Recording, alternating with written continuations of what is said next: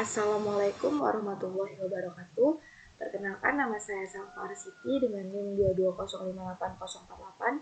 Di sini saya dari Prodi Pendidikan Sosiologi Universitas Negeri Padang, Fakultas Ilmu Sosial tahun angkatan 2022. Nah, pada kesempatan kali ini saya akan memaparkan mengenai konsep kepemimpinan, pengertian kepemimpinan, fungsi serta syarat dari kepemimpinan itu sendiri.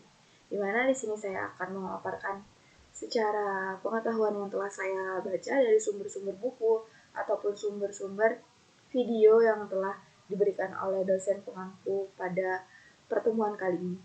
Di mana pertama-tama di sini saya akan menjelaskan mengenai konsep kepemimpinan. Nah, konsep kepemimpinan ini ialah dapat dikatakan adanya kemampuan seseorang untuk mempengaruhi, memotivasi, serta mengarahkan orang lain untuk mencapai tujuan-tujuan organisasi di dalam suatu kelompok, di mana kepemimpinan itu sendiri mencangkup berbagai aspek, mulai dari sifat pribadi, kemampuan berkomunikasi, pengambilan keputusan, hingga kemampuan mengelola tim bersama dengan sekelompok dari sumber daya yang ada di dalam tim tersebut. Selanjutnya di sini saya akan menjelaskan mengenai konsep kepemimpinan dari berbagai macam pandangan sudut teori. Di mana di sini ada pertama itu teori sifat. Teori sifat menyatakan bahwa pemimpin memiliki karakteristik atau sifat-sifat tertentu yang membuat mereka efektif dalam menjalankan tugasnya. Dan yang kedua ada teori perilaku, di mana teori ini menekankan bahwa kepemimpinan dapat dipelajari dengan melalui perilaku tertentu seperti adanya gaya kepemimpinan yang mendukung serta mengarahkan suatu kelompok dengan baik dan efisien. Selanjutnya ada teori situasional, di mana teori ini menunjukkan seberapa efektif kepemimpinan bergantung pada situasi tertentu dalam memecahkan masalah. Jadi, pemimpin itu harus menyesuaikan gaya kepemimpinannya dengan kondisi atau kebutuhan bawahannya atau kebutuhan yang digunakan dalam situasi atau kondisi tertentu. Yang terakhir ada teori transformasional, di mana ini menekankan pada kemampuan pemimpin untuk menginspirasi serta memotivasi bawahannya untuk mencapai perubahan yang signifikan dan tujuan yang lebih tinggi ke depannya. Adapun tadi setelah saya membahas mengenai konsep, sekarang saya akan membahas mengenai definisi atau pengertian dari kepemimpinan itu sendiri. Jadi di sini saya telah membaca dari beberapa ahli. Ada 3 ahli. Yang pertama ada dari James C. Hunter, di mana dia mengatakan bahwa kepemimpinan adalah kemampuan untuk mempengaruhi orang lain dengan atau tanpa adanya otoritas di dalamnya. Selanjutnya ada dari John C. Maxwell, di mana dia mengatakan bahwasanya kepemimpinan itu adalah sebuah seni yang dapat mempengaruhi orang lain untuk mengikuti tujuan bersama di dalamnya, di dalam suatu kelompok itu, jadi mencapai tujuan bersama yang telah direncanakan sebelumnya. Selanjutnya ada dari Peter Drucker, di mana dia mengatakan bahwa kepemimpinan adalah upaya untuk memberikan visi dan memotivasi orang supaya untuk bekerja keras demi mewujudkannya. Jadi yang dimaksud dengan mewujudkannya itu mewujudkan tujuan bersama di dalam suatu kelompok atau tim itu sendiri. Jadi dapat saya simpulkan atau dapat saya ambil kesimpulan, kepemimpinan itu dapat didefinisikan sebagai adanya suatu proses di mana seseorang individu itu mempengaruhi sekelompok individu lainnya untuk mencapai tujuan bersama di dalam kerjasama tim atau kerjasama sekelompok orang.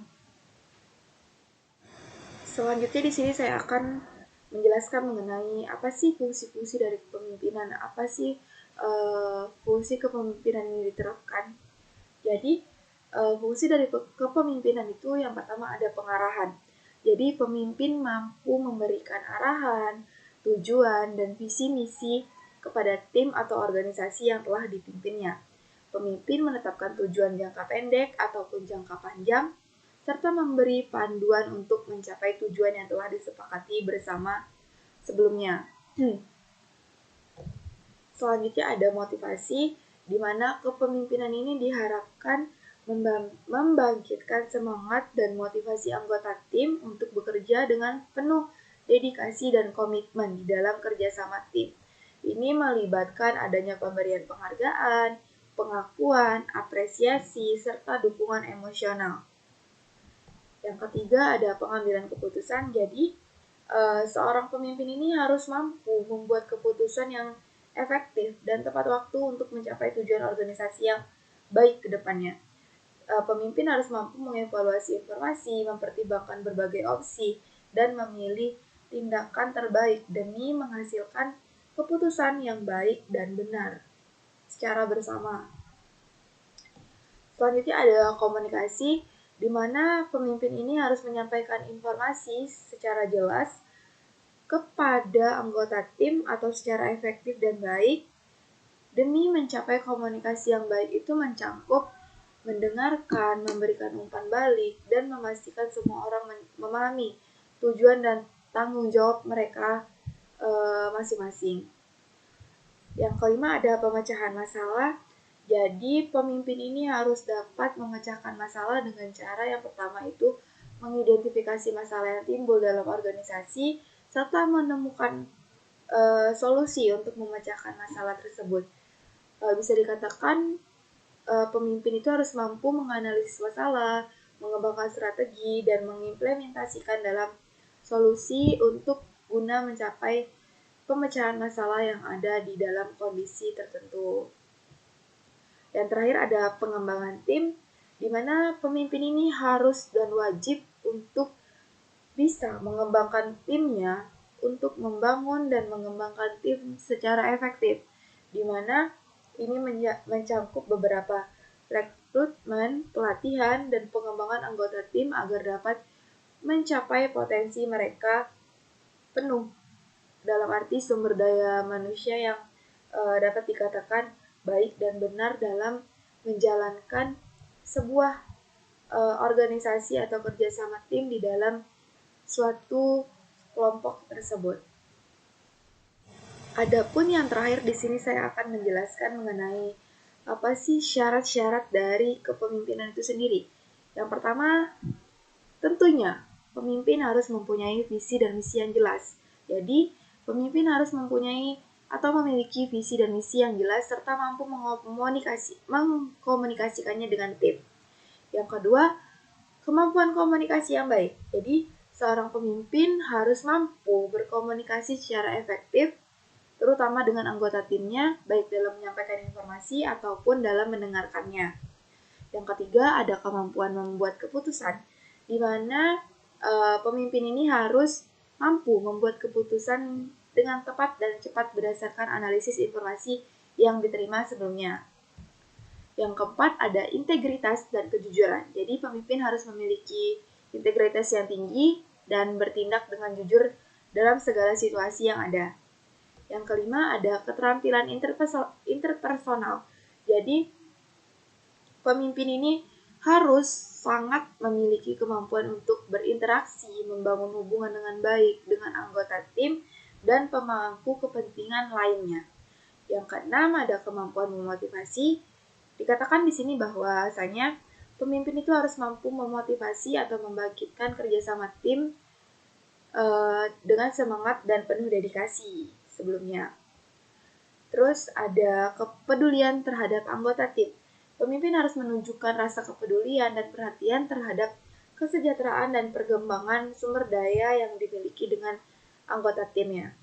Ada kreativitas dan inovasi. Tentunya seorang pemimpin harus memiliki berpikir kreatif dan inovatif dalam menghadapi tantangan dan mencari solusi yang ada.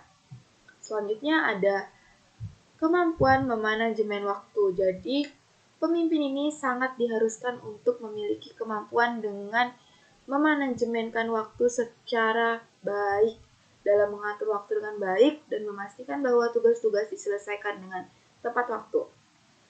Dan yang terakhir ada fleksibilitas dan adaptabilitas. Jadi pemimpin ini harus mampu beradaptasi dengan perubahan situasi, kondisi, serta tetap fleksibel dalam pendekatan kepemimpinannya kepada anggota timnya